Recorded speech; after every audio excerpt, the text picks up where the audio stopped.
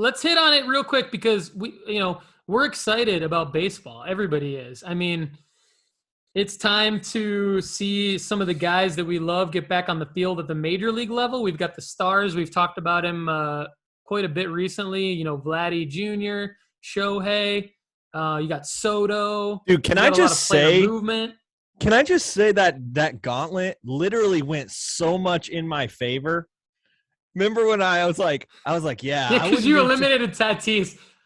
Tatis's injury, can't stay healthy. I think you actually said like the way that Tatis plays, his style of play lends itself to injury. And then I think actually like you said this, but I cut it out. I think you said the style off the field, the way he rides a motorcycle also lends itself to injury.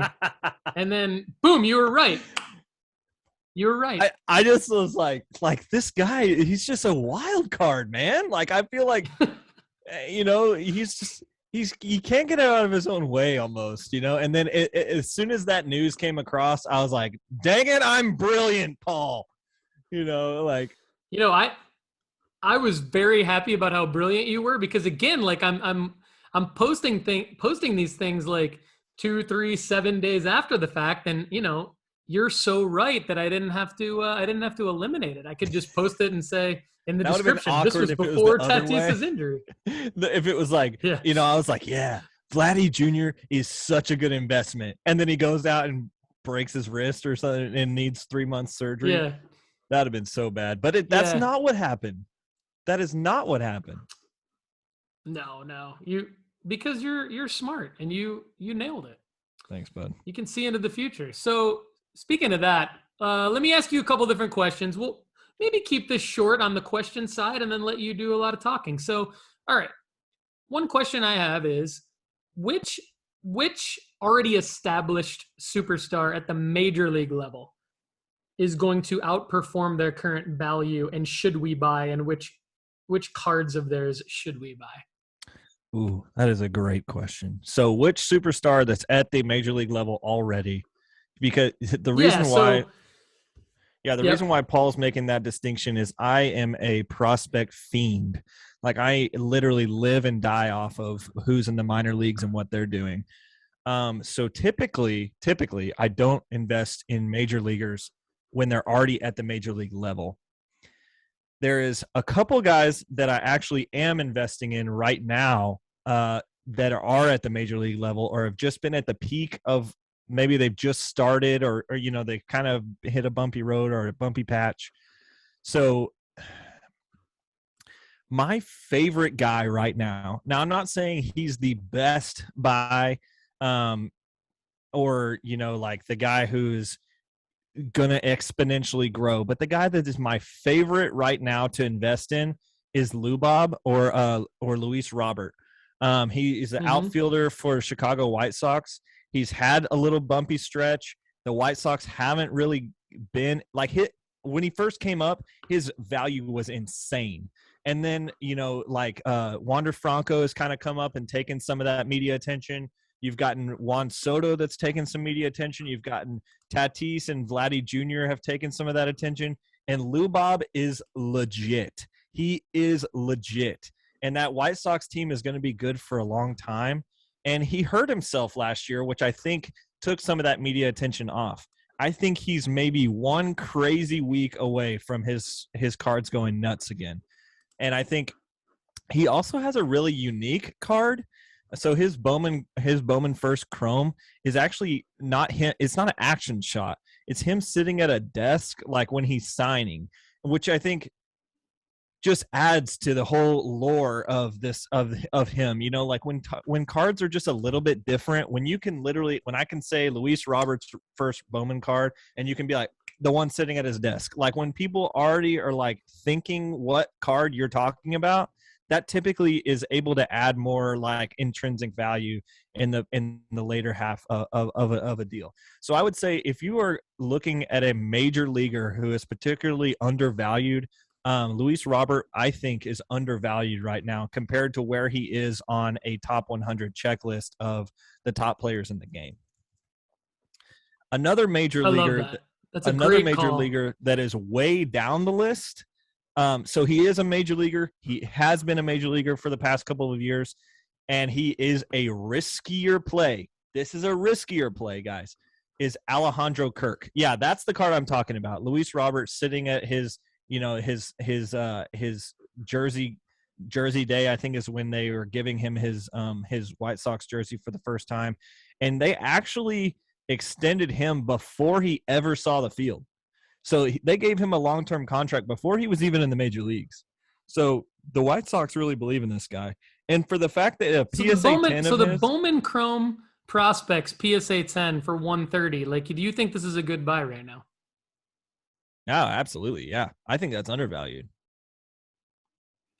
Okay. I mean, good to know. Good to know. Love that. So, for instance, he's an outfielder. He plays a premium position. He's a hitter. He hits a lot of jacks. So that's a premium position thing as well. He's young. He's going to be good for a long time. And the fact that the Sports Card Investor has him at an 80 in baseball, the 80th most valuable baseball card right now, is insane. This guy definitely should be top 10, I think. And so I think there's a lot of room to run. You're already seeing his 30-day and 7-day projections going up. So get in while you can, because the White Sox are going to be good this year. Luis Robert, Lou Bob is in full health. This guy is going to tear up the scene. And I think he's got a potentially comeback player of the year in him. If not, potentially fighting for that MVP spot. Wow. Moving him up on the Sports Card Investment Report for sure. This is a power-packed episode. All right, we got Lou Bob. The next name you said was Alejandro Kirk, so I'll let you go on that. That guy's way further down the list. Like, I don't even know if Sports Card Investor has his cards. I bought a PSA 10. This is a super sleeper of yours? Yeah, this is a super sleeper.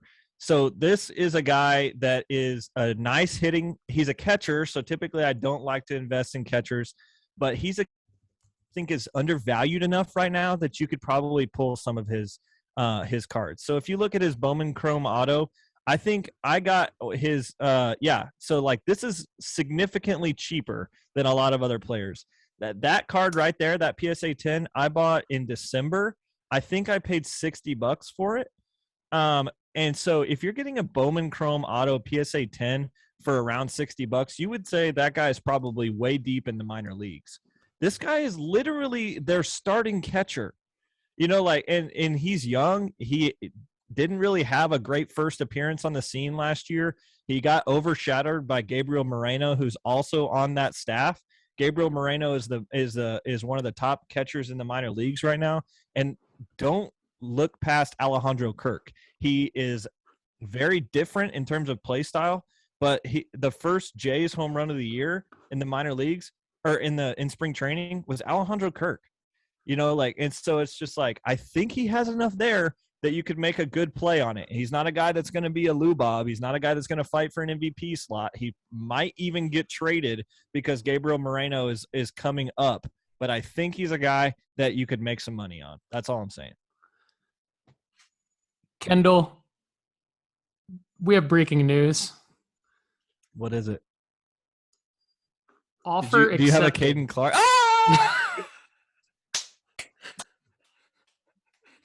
Paul has it. Caden Clark. Offer accepted. Offer accepted. $99. Caden Clark. Thank you very much. Will be sent to the vault, and when that gets sold for $25,000, you owe me a coffee, sir. Just kidding. Should we you will benefit from this, Caden Clark. Believe me, you will benefit. Now the question is, should we have this graded? Should I send it to you? I think so. I mean, if it's centered well, like you can send it to me and I can look it over with my... I'll send you the picture. I'll send you a picture after the episode and you can let me know what you think. See this right here, Paul? This is my little grading 101. Dr. McKee. Kendall. Dr. Lefty McKee. All right. Looking for surface damage. Love it. Okay, so two great baseball plays, by the way. Great baseball plays. Lou Bob and Alejandro Kirk, phenomenal. Who else you got? I will say Alejandro Kirk is definitely more risky. I don't want to get out of this episode and for people to be like, this guy's investing in Kirk. What the heck? I just think there is value there. Like, or in this series, we're talking about. That's a good question. How can you make money back? Yeah. So with Louis Robert, I think like there's a clear path to making money because he's a slugger. And you mentioned the fact that he could be in the MVP race. With Alejandro Kirk, like what will he have to do? Well, first of all, his cards appear to be pretty cheap. Like this one that I'm looking at right now, I don't know if you guys can see it, but it's there's still 2 days left, so it's hard to tell what this is going to go for. But the current bid, there's 3 bids, and the current bid is $40. So, like, do you think this will go for like 100, 125 maybe? That's pretty cheap for a first Bowman Chrome auto. Like, what's the ceiling on this, and what would it take for him to get to the ceiling? How does he have to perform? This is a guy that is not. This is a guy whose card prices have suffered because he doesn't get any media attention. Once this guy so I think there's a couple of different ways that Alejandro Kirk could play into a guy that we would want. So here is a out of $499 that sold in February 27th, PSA 10 that sold for $103. So I would assume this card probably tops out around $75, which is fine. It maybe even $60 because but I think this guy could potentially be a guy that benefits from a trade. The Toronto Blue Jays also, there's 2 things that this guy could benefit from, either a trade or if he's not traded, the Toronto Blue Jays are freaking good. They also have been in talks with potentially getting even better by acquiring Jose Ramirez from the Guardians. If they do that, I would assume that Kirk is in that trade or Moreno, which either way would open up him to be more media profiled. But he's been a guy that has just typically just gone under the radar all the way up, and he comes in and he's not necessarily doesn't look like an athlete. Like even this picture of him on the card is probably more flattering than what he actually looks like. He's kind of a bigger dude. He's basically a guy that people would say, yeah, that guy's only a baseball player. Nowhere else could he play a professional sport. He's just a guy that looks like I'm just going to be nice here and just say I'm just going to leave it there. But he just doesn't look like a guy who's going to be good. But he has that Yerman Mercedes build of like a guy who's just a slugger. He's got a small strike zone. He can turn on a ball easily, and he's a guy that has pretty good hitting numbers.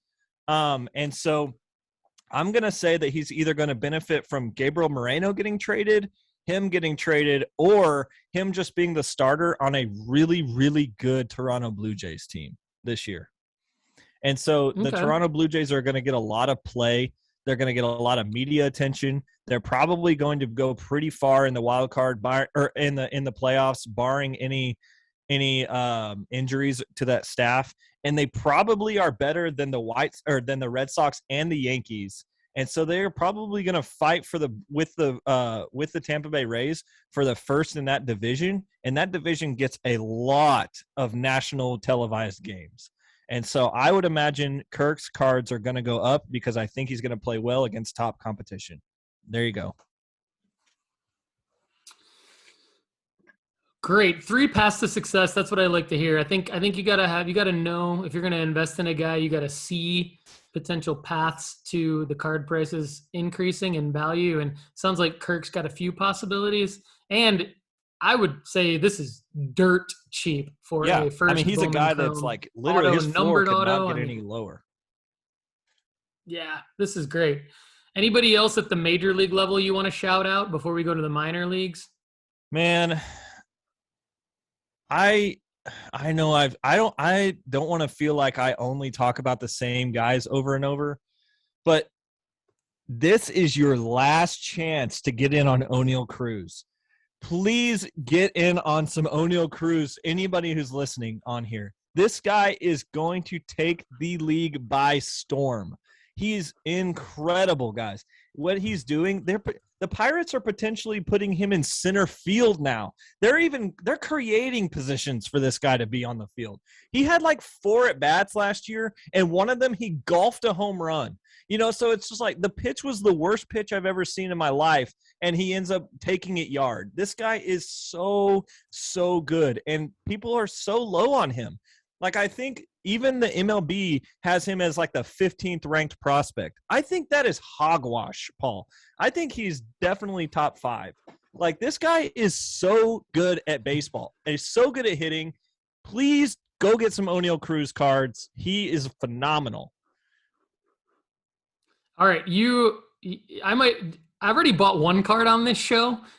I might need to buy another one. I see a O'Neal Cruz 2016 Bowman Chrome base auto, 190 or best offer. Yep. That feels like a good potential purchase to me. Yeah, so his autos are floating around 160 to 200. This might be a bet. 160 to 200. Okay. Yeah, there's a lot of them. Okay. That feels like a good buy. There's a couple other interesting ones if you have a bigger budget, which I don't know if I do, but there's I'm going to share my screen so you guys can see what I'm talking about. I'm sure that I'll get that in the comments. So here we go. O'Neal Cruz, first purple refractor auto out of 250, $435 if you have the bigger budget. Here's another one. Refractor auto out of $499. Do the one yeah, I think there's one that's the blue one. The blue O'Neal Cruz cards are selling for stupid money, and I think that's only going to get better because his autograph's blue, the Dodger blue, the Bowman blue. Here's a PSA 10. Yeah, $700. Bowman Chrome PSA 10, 700. I mean, I'd go to that one if you have the budget. Yeah. Here's an SGC 10. Got to make sure it's a Chrome auto, first Bowman auto Chrome. Got to also, if you get a serial numbered one, I'd go in that direction. Now this is the guy that there's 2 things I really like about this guy that are random, have nothing to do with baseball.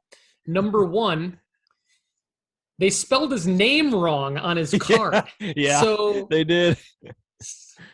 So you told me this the first episode we did where you mentioned O'Neal Cruz. Yeah. You told me they spelled his name wrong. And I love that because what bigger chip on your shoulder could you possibly have? Yeah. I know Tom Brady was drafted in the 5th round, but they didn't spell his name wrong on his cards. This guy, bigger chip than Tom Brady for sure. And the Dodgers were like, yeah, we've got so much talent over here. We can afford O'Neal Cruz to go to the Pirates. Yeah, like, let's just send him over there. He's probably not as good as everyone else we've got in here. Got Gavin Lux and some other guys. Like, they're like, we're going to send him to the Pirates. His name is already spelled wrong. He went ahead and signed all the cards anyway because he didn't think that it was that he was good enough for them to actually care. Like, two chips on his shoulder. Oh yeah. Traded away by the Dodgers, spelled his name wrong. Here's the other thing I like about this guy. Correct me if I'm wrong, but isn't he 6'7"? Yeah, and I would say that's probably doing the Kevin Durant effect. He's definitely taller than that. Because they want him to be shorter because typically baseball players get like I don't want to say a bad rap, but people just assume that tall baseball players are going to be so easy to strike out because their strike zone's going to be bigger. But I mean, there's really not statistical or mathematical advantage to that. Like, that hasn't actually been proven. But for some reason, people just always assume that tall baseball players can't play. And Carlos Correa signs a huge mega deal with the Twins this year, and he's 1 inch shorter than O'Neal Cruz. Like, this is just so dumb. Like, yeah, and isn't Ken Griffey Jr. like 6'3"? Yeah, I mean, guys, like, some of the best players ever have been huge, and I think my favorite thing about him is that he's hitting top 5 in the league exit velocities. This guy might be tall and skinny, but he is wrecking the ball. Have you ever seen Giancarlo Stanton hit a baseball? It's phenomenal. This guy is hitting the ball as hard as Giancarlo Stanton.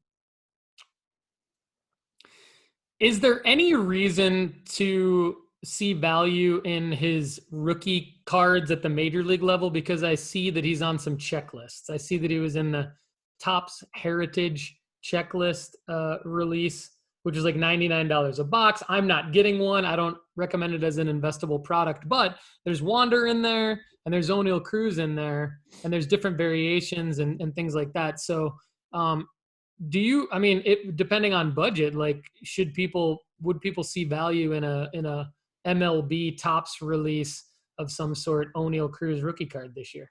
Yeah, I think so. I think the Series 2 will probably have a lot of O'Neill Cruz in it. I really do not see how the Pirates don't start him day one and he just wrecks all. There's so many good Pirates. Like, their team is really bad, but has been really bad, but their drafts have been so good the past couple of years and their acquisitions have been so good. They fleeced the Dodgers. They fleeced the Rays. They've just gotten incredible value back.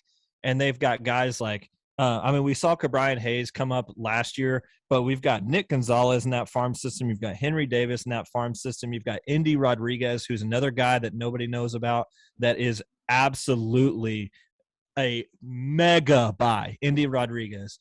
But O'Neill Cruz is also in there. There's just so many guys for that Pirates team that are going to be fun to watch. And I think from an investor standpoint, just load up on Pirates right now.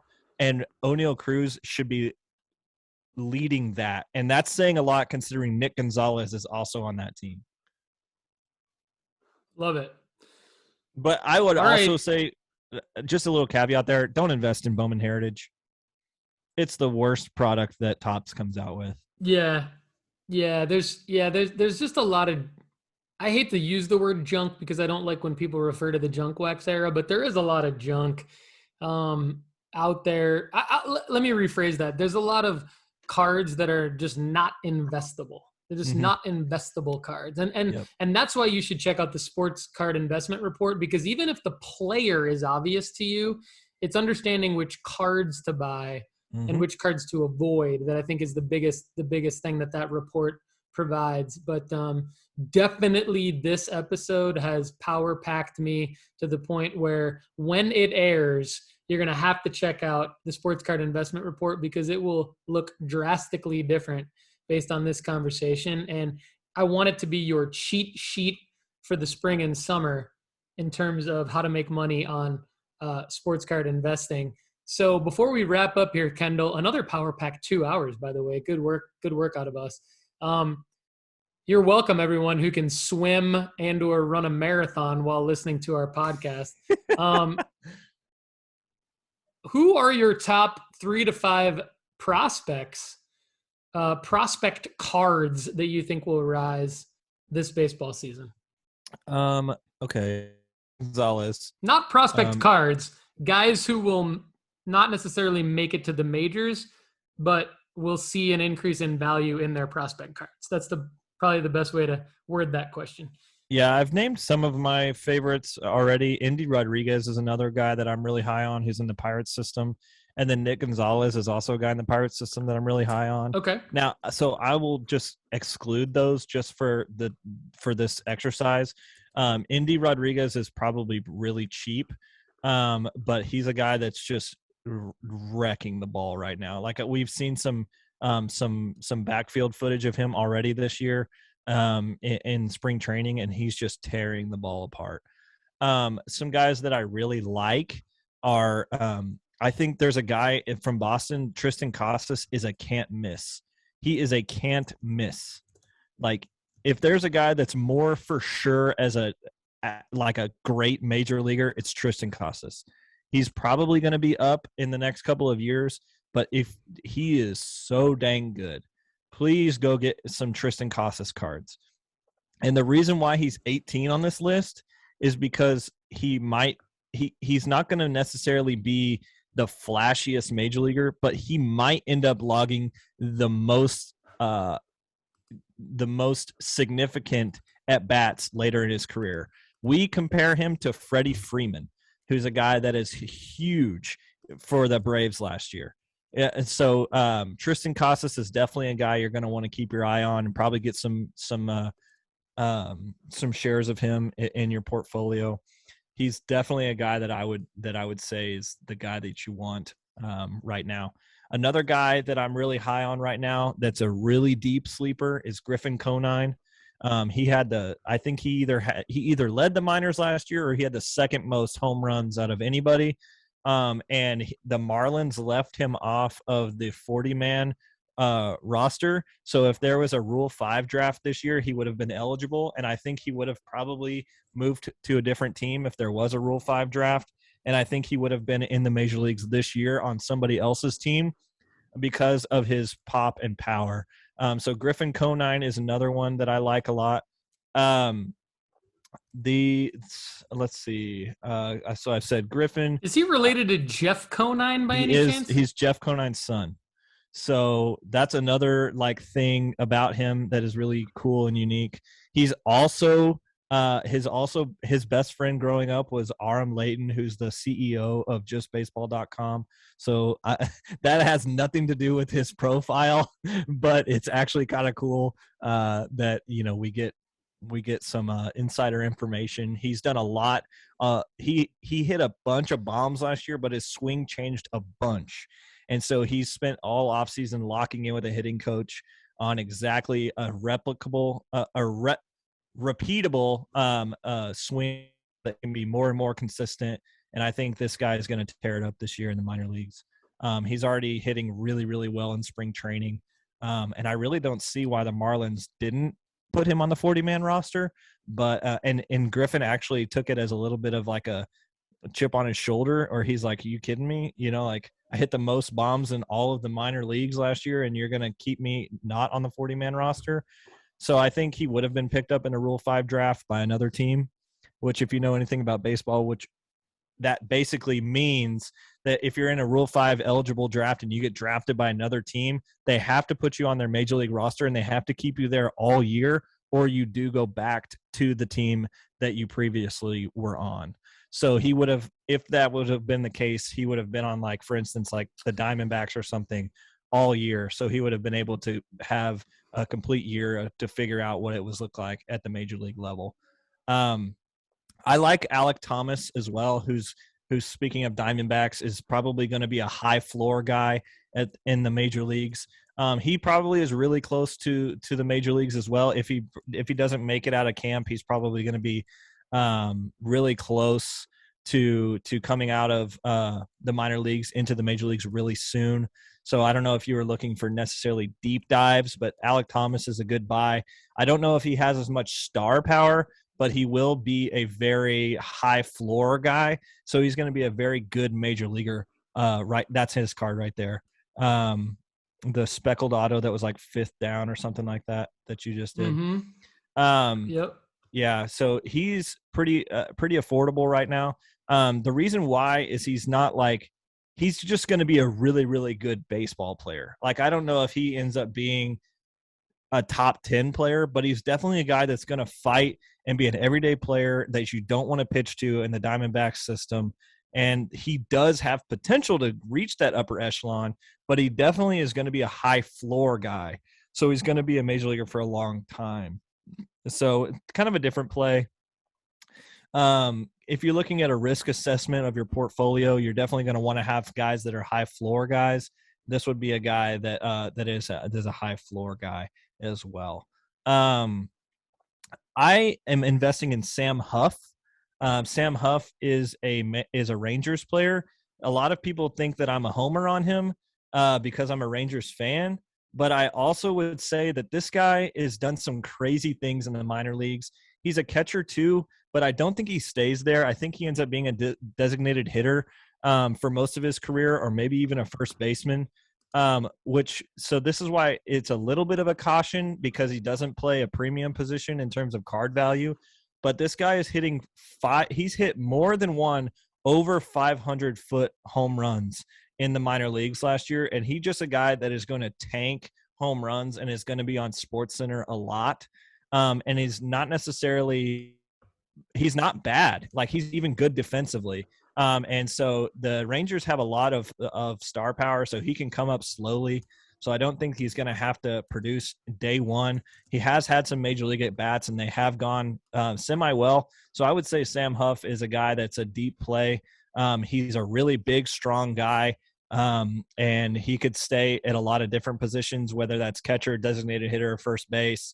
And so I would say Sam Huff is a cool guy to invest in if you're looking at guys that are a little off the beaten path a little bit. But Tristan Costas is probably my favorite guy.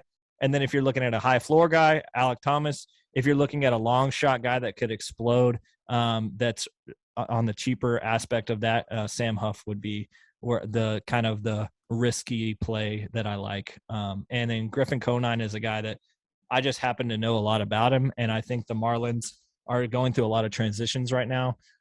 With Derek Jeter kind of leaving the franchise. So I could see Griffin getting some pretty significant at-bats later in the season, potentially. So that's 4. Phenomenal. And my fifth guy is going to be any Mariners player. Just go get any Mariners player. The Mariners there is something special brewing in the Mariners system.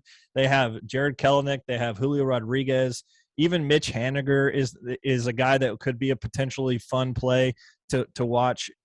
Maybe not investment-wise, but if you guys are interested in watching baseball at all, the Seattle Mariners are going to be a really, really fun team to watch this year.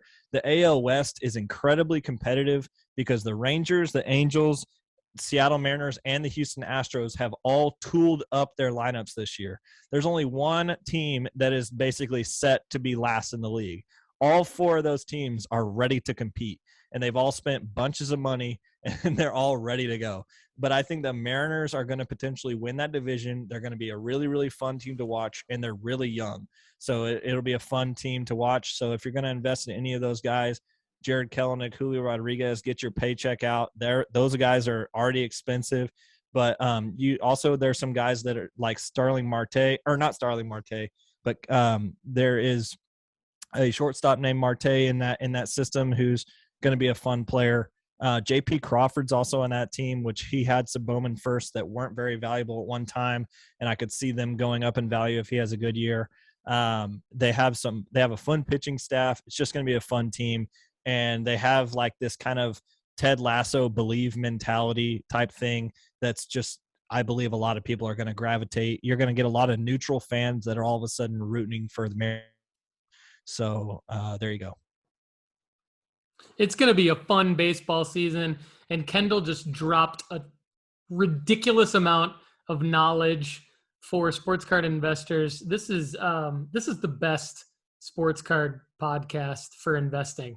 I mean, I love Sports Card Investor, and I love sports card nonsense, and I love card talk, but they don't get as deep as we do in these types of episodes. And so if you really, really want to find the next play, not the obvious like, oh, Freddie Freeman went to the Dodgers and the Braves traded for Matt Olson and what are their card prices doing? Like, we're not talking about that stuff. We're talking about the stuff that Kendall just talked about, creative plays, but not outlandish plays that will actually work for you if you are willing to take the risk and diversify your investing portfolio the way that we recommend, where you have flyers, but you also have goats in there, and you have guys with high floors. You want guys with high floors, and then you want some guys with some really high ceilings, like your O'Neal Cruzes. Like, we don't know what O'Neal Cruz is going to do, but what we do know is that his ceiling is extremely high.